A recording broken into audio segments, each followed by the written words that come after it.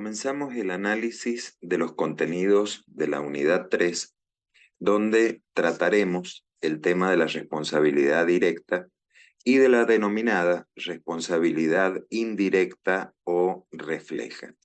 Bueno, como ustedes ya han visto en otras oportunidades, se presentan los contenidos conceptuales del programa del presente ciclo lectivo, donde hablamos de o abordamos los temas de responsabilidad directa, responsabilidad refleja, las situaciones de responsabilidades especiales, hoteles, establecimientos asimilables, que van a formar parte del desarrollo de esta unidad. Bueno, un poco para tener idea de lo que se trata en esta unidad, las imágenes son ilustrativas en cuanto a que la responsabilidad directa es aquella que recae sobre el agente productor del daño. Entonces acá tenemos un cuadro que es relativamente sencillo de entender porque frente al hecho generador, el evento dañoso, podemos hablar de una responsabilidad directa e indirecta.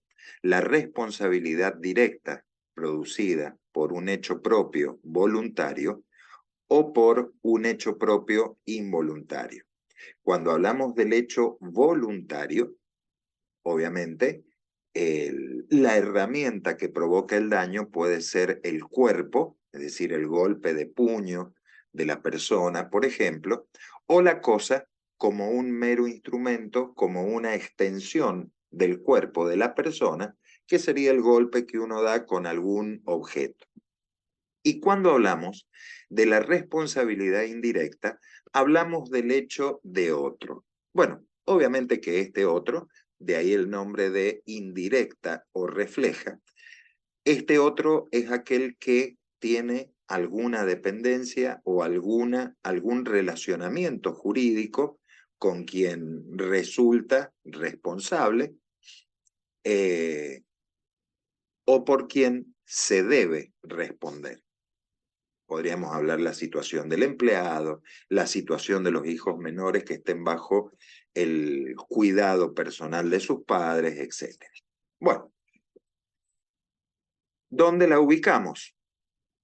En los artículos 1749 a 1752, sujetos responsables, después vamos a ver daños causados por actos involuntarios, pluralidad de responsables directos, es decir, el tema de la responsabilidad que se proyecta a varios autores, y la consecuencia legal, que en este caso, bueno, más o menos ya se puede ir anticipando, que es el nacimiento de la solidaridad pasiva, y la situación finalmente del encubridor.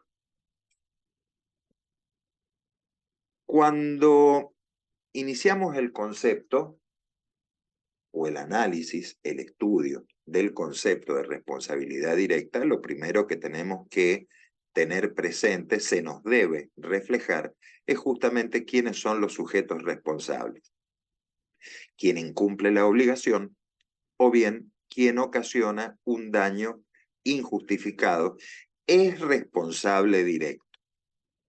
Si nosotros vemos en la responsabilidad directa, existe la violación de un deber de no dañar o también la violación del deber de cumplir con la obligación. Es decir, se ha incumplido con la obligación, con lo que el 1749 es concordante con el 1716 del Código Civil, porque en cuanto a la unificación de los efectos de la responsabilidad, la violación del deber de no dañar o el incumplimiento de una obligación es la que da lugar a la reparación del daño conforme las disposiciones del código. Un esquema análogo a este era el que presentaba el Código de Vélez, ¿no es cierto?, en los artículos 506 y 511, en el ámbito contractual, de la responsabilidad contractual, y en el ámbito extracontractual en el famoso 1109 y el 1074 del Código Civil. Bueno, se incumple una obligación, se ocasiona un daño y como consecuencia de esas conductas surge el sujeto responsable. Ahora, el sujeto responsable, o el único que puede ser responsable, para que nos quede claro, es siempre el deudor. Es decir, cuando nosotros hablamos de una responsabilidad directa por el hecho propio o eventualmente por la circunstancia de un sujeto interpuesto en el cumplimiento, el responsable es siempre el deudor. Concordante con esta noción que estamos analizando ahora, recuerden que el artículo 732, cuando veíamos la parte de obligaciones y hablábamos de la obligación del titular frente al dependiente, es decir, la actuación de los auxiliares, establecía nuestro código el principio de equiparación, es decir, que el incumplimiento de las personas de las que el deudor se sirve para la ejecución de las obligaciones se equipara al derivado del propio hecho del obligado. Es lo mismo que quien haya incumplido la obligación de pagar sea el deudor o sea un dependiente del deudor. Entonces, la estructura del vínculo obligacional nosotros la tomamos del artículo 732, que básicamente establece dos principios. Primero, equivalencia de los comportamientos frente a la víctima. Es exactamente lo mismo que no haya cumplido el deudor o que no haya cumplido un dependiente del deudor, y la irrelevancia de la sustitución. Lo único que le interesa al acreedor es que se cumpla con la obligación. El sujeto interpuesto, en realidad, no modifica la situación del obligado directo. Bueno, ¿cuál es el factor de atribución de la responsabilidad cuando nosotros hablamos de responsabilidad directa o responsabilidad refleja? Bueno, el factor puede ser subjetivo u objetivo.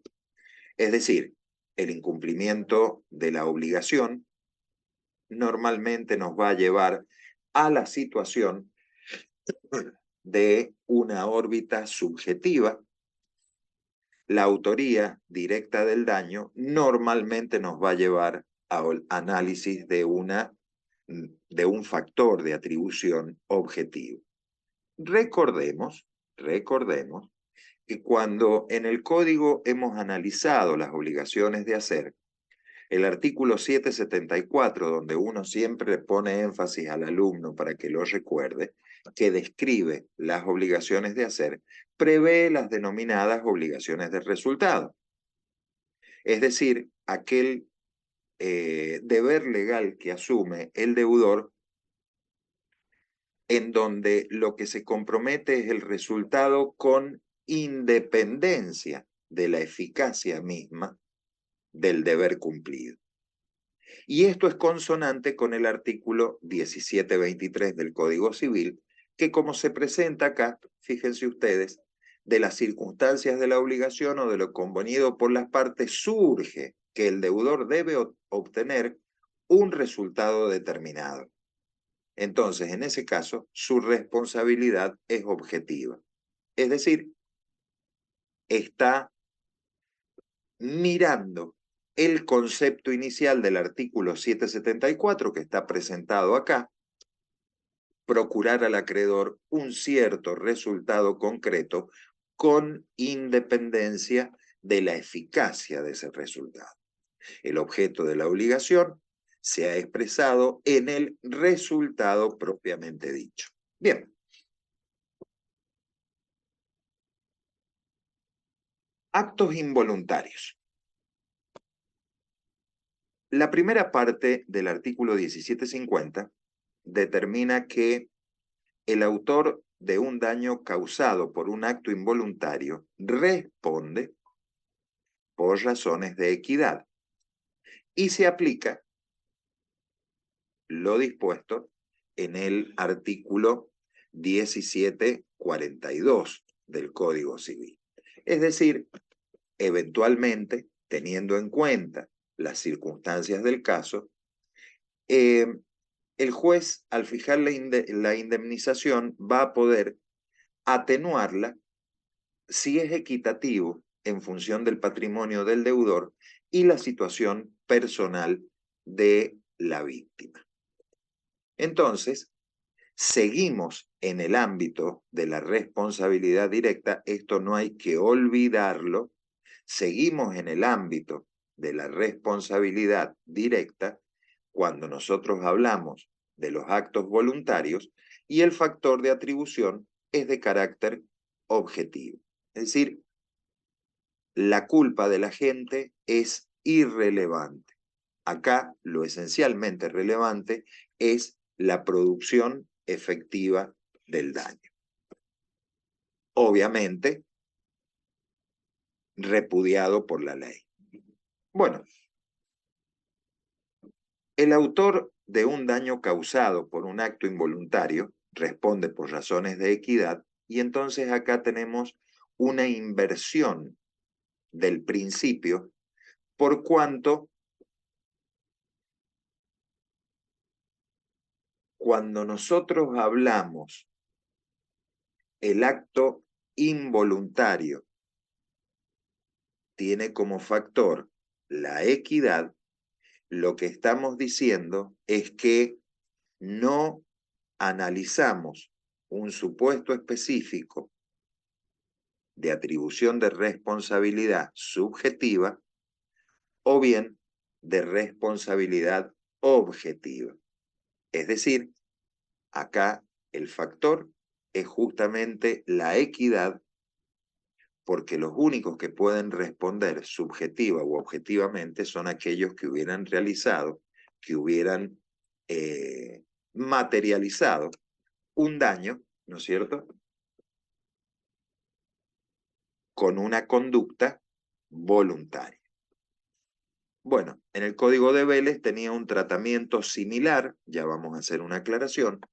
La regla era que los hechos ejecutados sin discernimiento, intención y libertad no producen de por sí responsabilidad alguna, pero con la reforma de la ley 17711, el demente y el menor de 10 años, en el código originario, los actos realizados por los dementes y el menor de 10 años no son responsables de los perjuicios que ellos mismos causaron. Bien, fíjense ustedes que cuando este código echa a andar, se advierte la necesidad de brindar alguna situación de justicia en los casos concretos, y entonces el Código de Vélez, modificado por la reforma de la ley 17711, introduce justamente en el artículo 907 una excepción.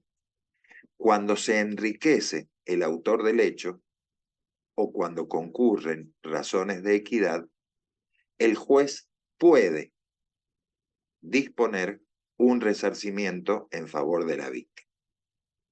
Para tener presente, en el Código de Vélez funcionaba plenamente el carácter de los efectos del hecho voluntario e involuntario. Si era involuntario, no producía de por sí responsabilidad alguna, siendo voluntario, sí la producía.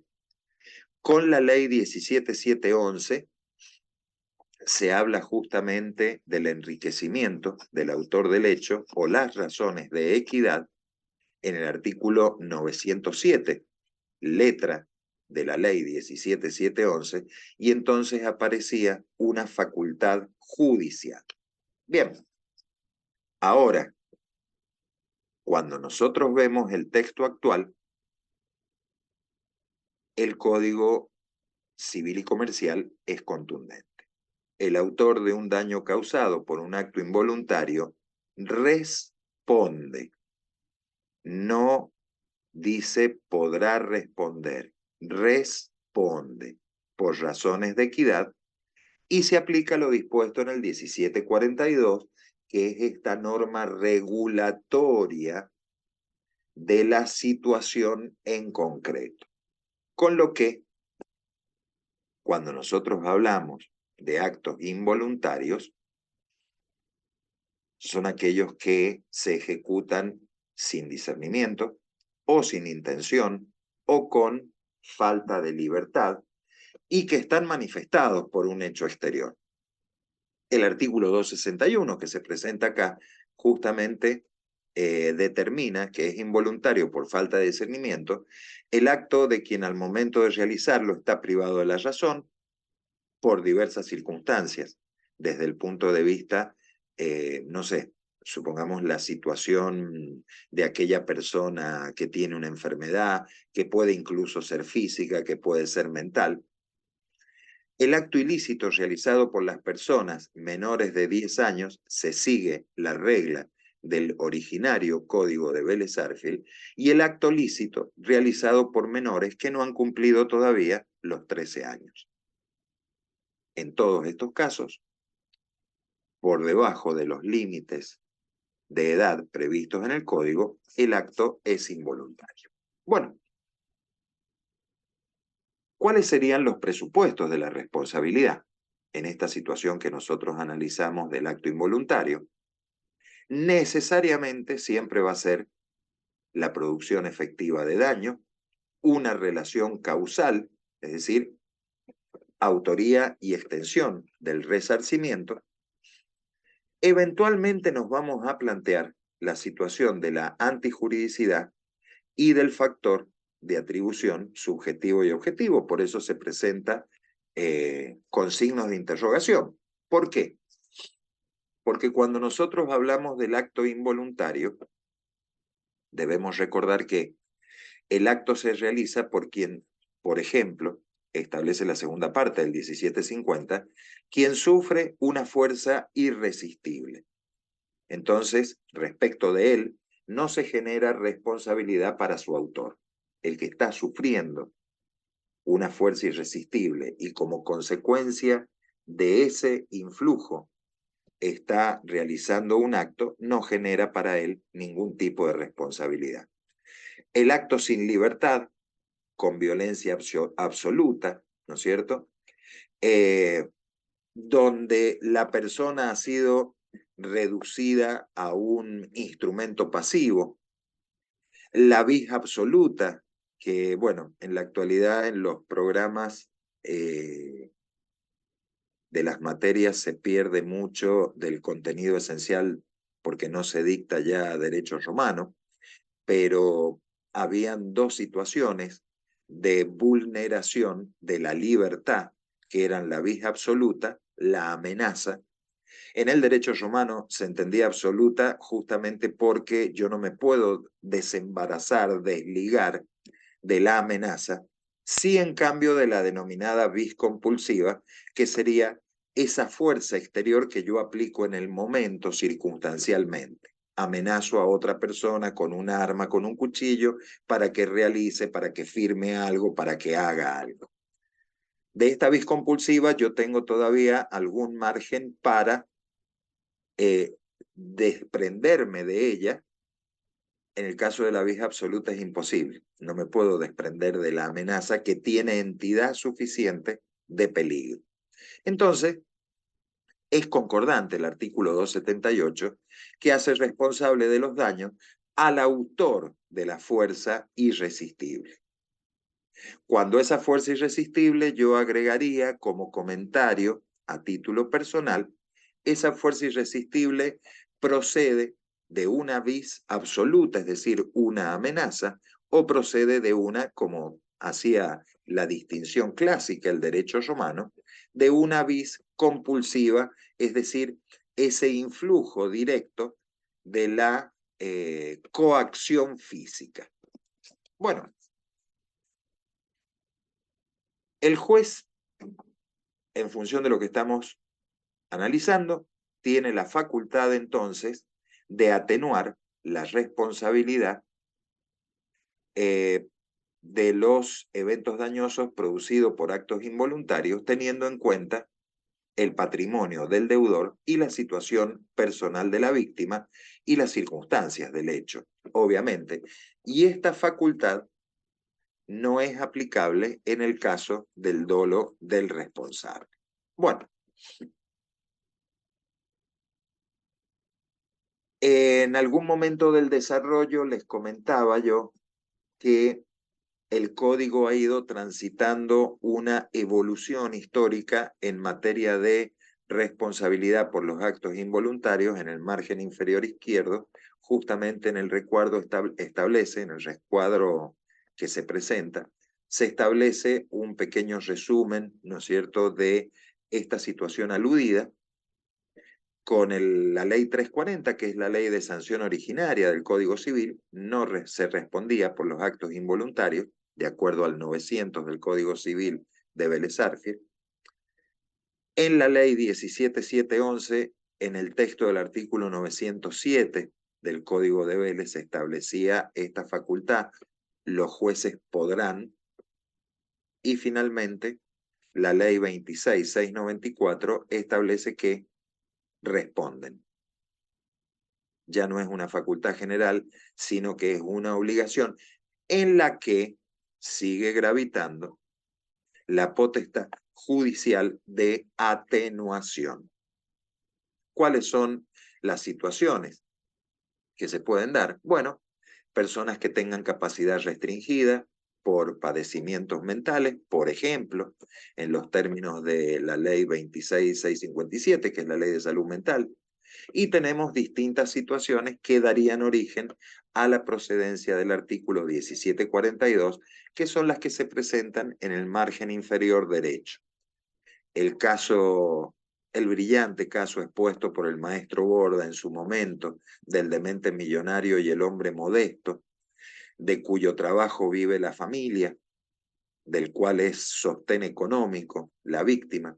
El caso del demente pobre y la víctima rica, es decir, cómo influiría esas circunstancias personales a la hora de establecer la indemnización, y tener presente que hablamos de un resarcimiento ajeno a la idea de reparación integral, aun cuando el juez pueda establecer una reparación plena. Acá de lo que hablamos son de razones de justicia y equidad.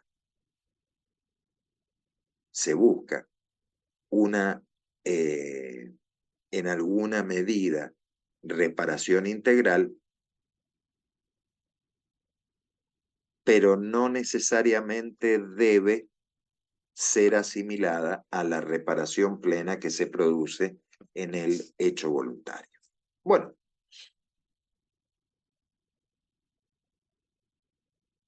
¿qué es lo que se tiene en cuenta? En el caso del autor, la importancia de su patrimonio, no privarlo obviamente de los medios para su sustento y el de su familia. No nos podemos olvidar que el autor en este caso es una persona que realiza un acto de modo involuntario, y desde el punto de vista de la víctima, la situación personal de la víctima, sus circunstancias personales, económicas, sociales, laborales, familiares, si recibe otras prestaciones por causa del daño que se ha producido, y obviamente la finalidad es aliviar la situación de necesidad de la víctima. Al invertirse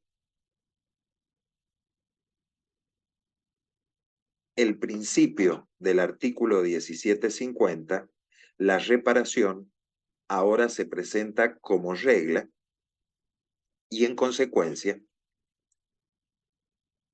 yo lo que tengo en cuenta en los casos de daño producido como consecuencia del acto involuntario es el patrimonio del deudor, la situación personal de la víctima y las circunstancias de hecho. Si nosotros hablamos de la reparación plena, consiste en la restitución de la situación del damnificado al estado anterior del hecho dañoso por el pago en dinero, por el pago en especie. Con lo que los parámetros de la actividad judicial para establecer el quantum indemnizatorio, la extensión del deber de indemnizar, van a ser distintos. Establecido obviamente por la letra del propio Código Civil y Comercial. Bueno, ¿en qué planos se hace el análisis de la equidad? Primero, para fijar el factor de atribución.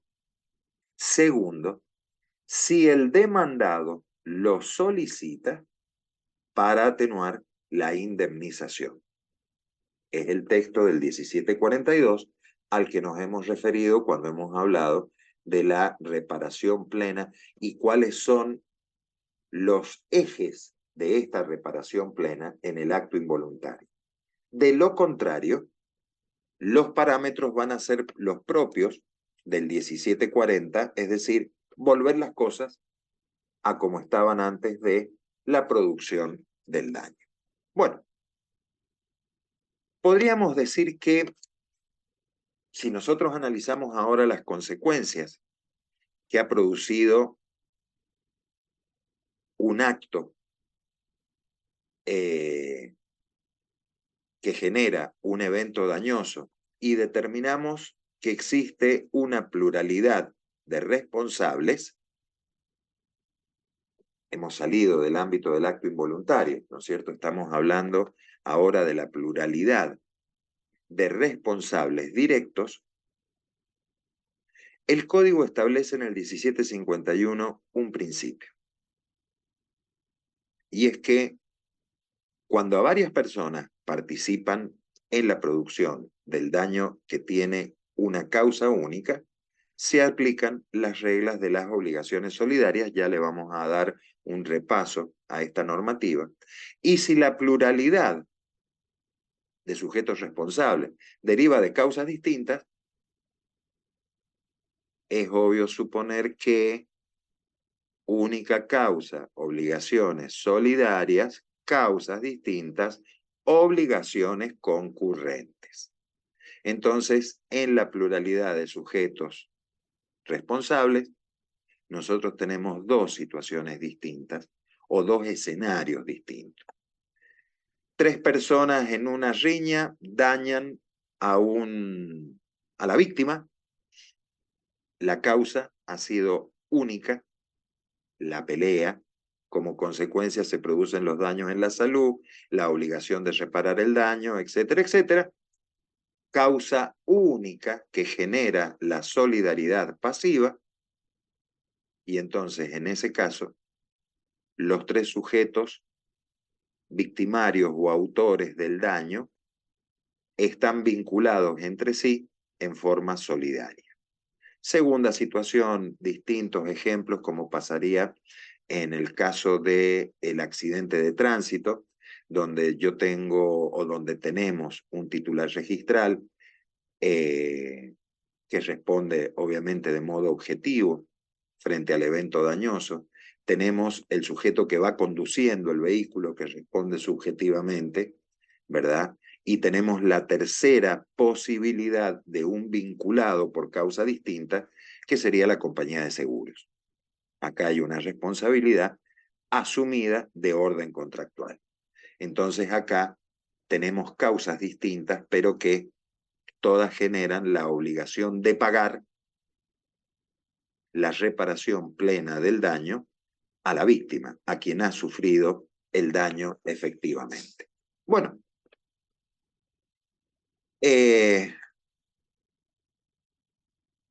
debemos recordar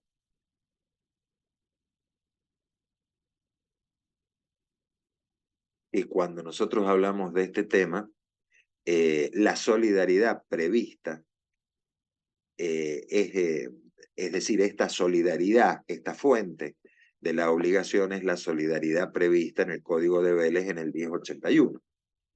Autores, cómplices o consejeros.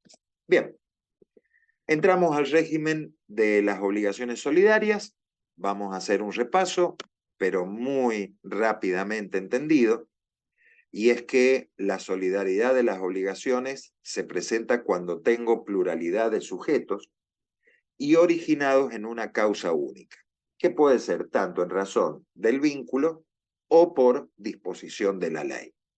El cumplimiento total puede exigirse a cualquiera de los obligados solidarios y puede ser exigido, obviamente, por cualquiera de los acreedores solidarios si los hubiera.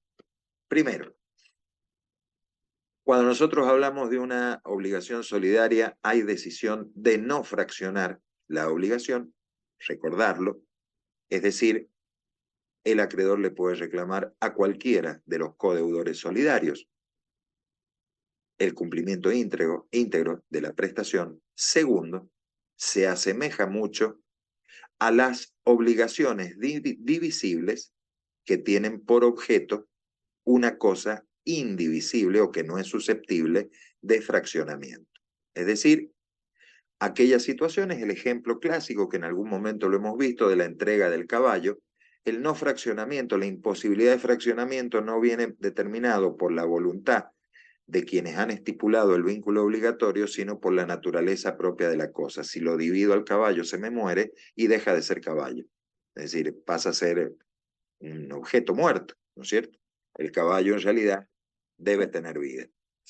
Bueno, los caracteres se los presento y se los menciono nada más porque es tema que ya debería ser conocido de la parte de obligaciones, pluralidad de sujetos, unidad de objetos, causa, fuente única y pluralidad de vínculos, es decir, vínculos coligados entre los responsables solidarios o entre los deudores solidarios.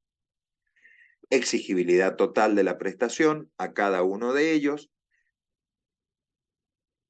es la obligación solidaria excepcional y expresa, es decir, las reglas de la división de la deuda deben estar expresamente consignadas, en este caso, como un mecanismo, para que lo entendamos claramente, de relacionamiento entre los codeudores. La solidaridad puede venir por la voluntad de las partes o bien puede venir por estipulación legal. El caso que nosotros vemos acá es de estipulación legal. Muchas veces en las constituciones de deuda, ¿no es cierto?, por diversos orígenes contractuales, una herramienta que asegura el cumplimiento del contrato es justamente el relacionamiento solidario de los deudores frente al acreedor. Y cuando hablamos de sujetos responsables, en plural, podemos también encontrar la derivada de la responsabilidad de diversos sujetos, pero ahora fundada en causas distintas. Entonces acá entramos en el ámbito del análisis de las denominadas obligaciones concurrentes. Bueno, las obligaciones concurrentes, artículo 850 en adelante, ¿verdad? No estaban previstas en el Código de Vélez-Sarsfield, y estas obligaciones concurrentes tienen diversos nombres, indistintas, convergentes, conexas, insólidum. Lo importante es que en las obligaciones concurrentes yo tengo identidad del acreedor, coincidencia del objeto al que están referidas las obligaciones que concurren, diversidad de deudores, diversidad de causa-fuente y la generación de deudas distintas, a diferencia de las solidarias en donde la deuda es única. Bueno, el 850 nos presenta el comentario, el texto legal, perdón, aquellas en las que son las obligaciones, en las que varios deudores deben el mismo objeto en razón de causas diferentes o de causas distintas.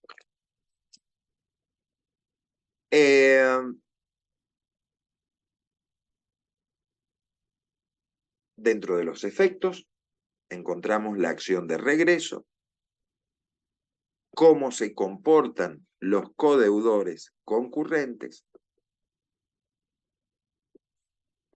y los efectos de la concurrencia. Mientras en las obligaciones solidarias existe propagación de los efectos, no existe tal propagación de los efectos respecto de las obligaciones concurrentes. Para poder analizar estos temas, yo les sugeriría que vuelvan a los análisis que hemos hecho en la clasificación de obligaciones, si les queda alguna duda dentro del aula virtual. Casos de responsabilidad de obligaciones concurrentes. Bueno, la responsabilidad del principal respecto del dependiente, ¿verdad? La del dueño y el guardián de la cosa, de los padres y los hijos. Acá, ojo, hay que hacer una aclaración. Los padres entre sí son solidariamente responsables por los eventos dañosos producidos por los hijos. Cuando nosotros analizamos el conjunto, la situación de la responsabilidad civil del daño producido en forma involuntaria, los padres están relacionados solidariamente, pero concurren como obligados concurrentes con sus hijos en la reparación de los daños frente a la víctima. La responsabilidad del propietario de los establecimientos educativos y la del docente, que puede haber sido autor del daño, y la del autor del daño y la compañía de seguro en los casos de siniestro, que recién justamente la hemos planteado, ¿no es cierto?, como la situación normal, que es la que generalmente el alumno recuerda como ejemplo de obligación concurrente. Acá tenemos el cuadro para distinguir claramente obligaciones concurrentes y obligaciones solidarias. Esto les sugiero que ustedes lo vean o lo descarguen justamente de la plataforma del aula virtual del curso, y entonces ahí ya van a poder tener una visión acabada de las distintas de las distintas formas de comportamiento, cómo funciona la mora, etcétera, etcétera. Bueno, con esto, alumnos, terminamos la primera parte del análisis de la responsabilidad directa o refleja, unidad 3 del programa del derecho de daños.